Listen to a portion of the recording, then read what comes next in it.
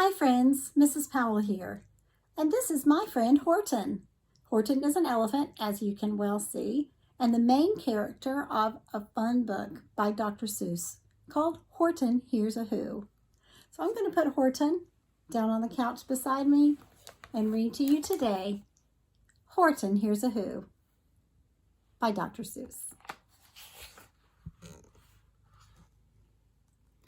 On the 15th of May, in the jungle of Newell, in the heat of the day, in the cool of the pool, he was splashing, enjoying the jungle's great joys, when Horton the elephant heard a small noise.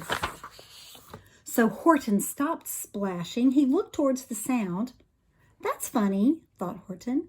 "There's no one around." Then he heard it again, just a very faint yelp, as if some tiny person were calling for help. "I'll help you," said Horton, "but who are you? Where?" He looked and he looked. He could see nothing there but a small speck of dust blowing past through the air. "I say," murmured Horton, "I've never heard tell of a small speck of dust that is able to yell.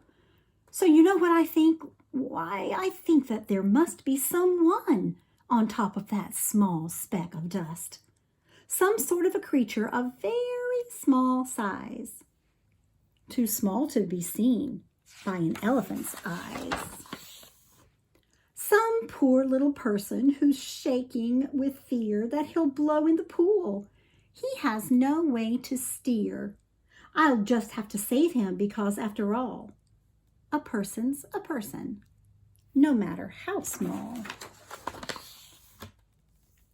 So gently and using the greatest of care, the elephant stretched his great trunk through the air, and he lifted the dust speck and carried it over and placed it down, safe, on a very soft clover. "Humph!" humphed a voice. 'Twas a sour kangaroo, and the young kangaroo in her pouch said, "Humph!" too. "Why, that speck is as small as the head of a pin. A person on that? Why, there never has been." "Believe me," said Horton, "I tell you sincerely. My ears are quite keen, and I heard him quite clearly. I know there's a person down there, and what's more, quite likely there's two, even three, even four. Quite likely a family, for all that we know, a family with children just starting to grow. So please," Horton said, "as a favor to me, try not to disturb him. Just please let them be." "I think you're a fool," laughed the sour kangaroo. And the young kangaroo in her pouch said, "Me too. You're the biggest blamed fool in the jungle of Newell." And the kangaroos plunged in the cool of the pool. "What terrible splashing!" The elephant frowned. "I can't let my very small persons get drowned. I've got to protect them. I'm bigger than they." So he plucked up the clover and hustled away. Through the high jungle treetops, the news quickly spread. "He talks to a dust speck. He's out of his head. Just look at him walk with that speck on that flower." And Horton walked, worrying, almost an hour. "Should I put this speck down?" Horton thought with alarm. "If I do, these small persons may come to great harm. I can't put it down, and I won't. After all, a person's a person, no matter how small." Then Horton stopped walking. The speck voice was talking. The voice was so faint he could just barely hear it. "Speak up, please," said Horton. He put his ear near it. "My friend," came the voice, "you're a very fine friend. You've helped us all folks on this dust speck no end.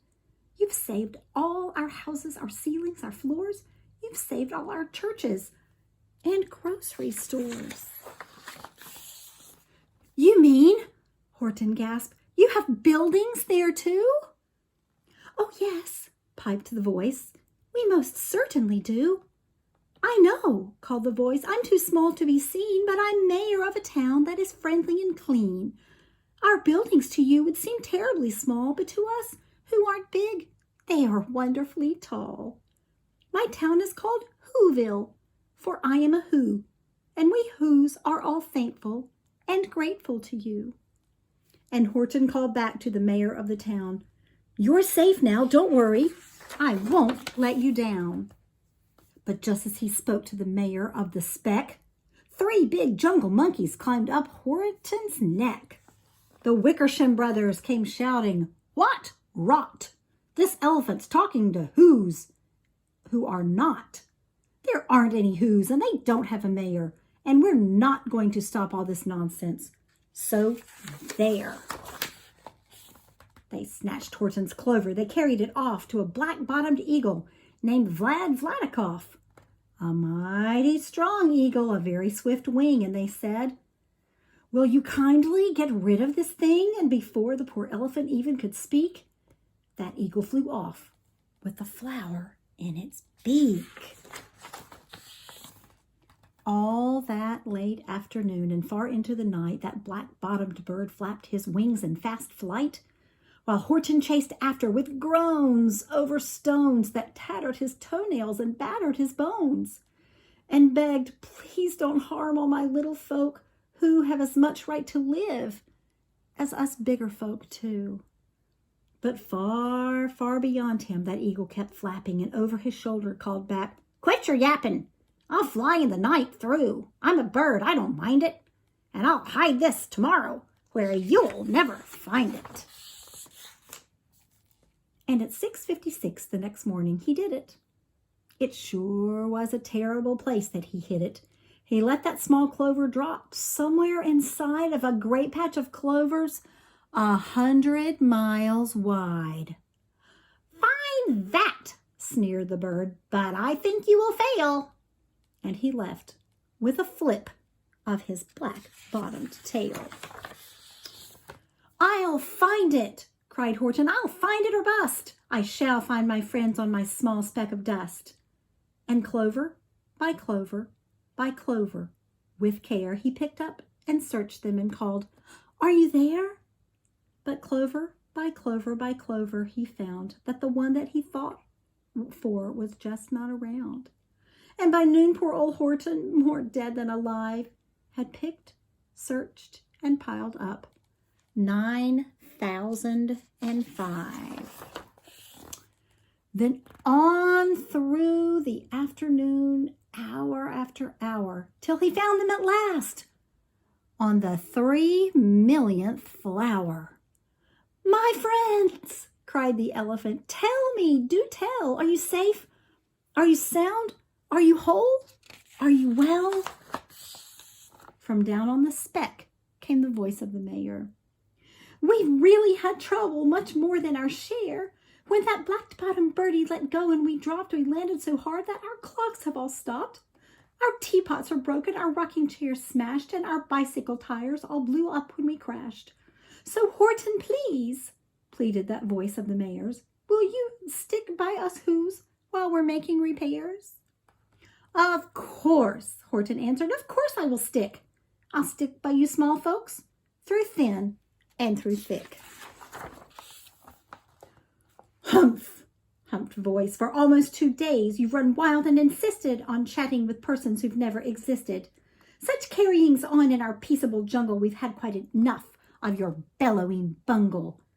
And I'm here to state, snapped the big kangaroo, that your silly nonsensical game is all through. And the young kangaroo in her pouch said, Me too. With the help of the Wickersham brothers and dozens of Wickersham uncles and Wickersham cousins and Wickersham in-laws, whose help I've engaged, you're going to be roped and you're going to be caged. And as for your dust speck, ha! That we shall boil in a hot steaming kettle of bezelnut oil. Boil it? Gasped Horton. Oh, that you can't do. It's all full of persons. They'll prove it to you. Mr. Mayor, Horton called. Mr. Mayor, you've got to prove now that you really are there. So call a big meeting, get everyone out, make every who holler, make every who shout, make every who scream. If you don't, every who is going to end up in hazelnut stew. And down on the dust speck, the scared little mayor quick called a big meeting in Whoville Town Square. And his people cried loudly, they cried out in fear, "We are here! We are here! We are here! We are here!" The elephant smiled. That was clear as a bell. You kangaroos surely heard that very well. "All I heard," snapped the big kangaroo, "was the breeze and the faint sound of wind through the far distant trees. I heard no small voices, and you didn't either." And the young kangaroo in her pouch said, "Me neither."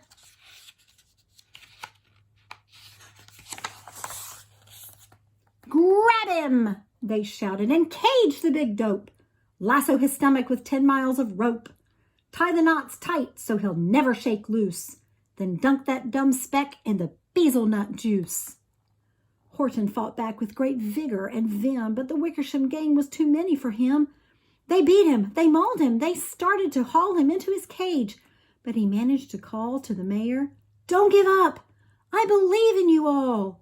A person's a person no matter how small. And you very small persons will not have to die if you make yourselves heard.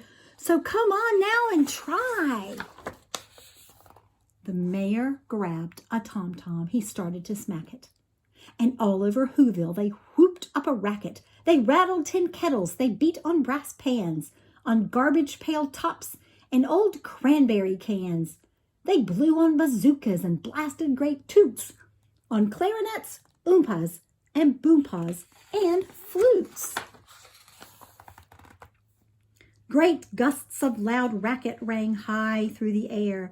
They rattled and shook the whole sky. And the mayor called up through the howling, mad hullabaloo, "Hey, Horton, how's this? Is our sound coming through?" And Horton called back, "I can hear you just fine, but the kangaroo's ears aren't as strong quite as mine. They don't hear a thing. Are you sure all your boys are doing their best? Are they all making noise? Are you sure every who down in Whoville is working? Quick, look through your town. Is there anyone shirking?" Through the town rushed the mayor from the east to the west, but everyone seemed to be doing his best. Everyone seemed to be yapping or yipping. Everyone seemed to be beeping or bipping. But it wasn't enough. All this ruckus and roar, he had to find someone to help him make more. He raced through each building. He searched floor to floor. And just as he felt he was getting nowhere and almost about to give up in despair, he suddenly burst through a door, and that mayor discovered one shirker, quite hidden away in the Fairfax apartments, apartment 12J. A very small shirker named Jojo, who was just standing, and bouncing a yo-yo, not making a sound, not a yip, not a chirp. And the mayor rushed inside, and he grabbed the young twerp. And he climbed with the lad up the Eiffelberg Tower.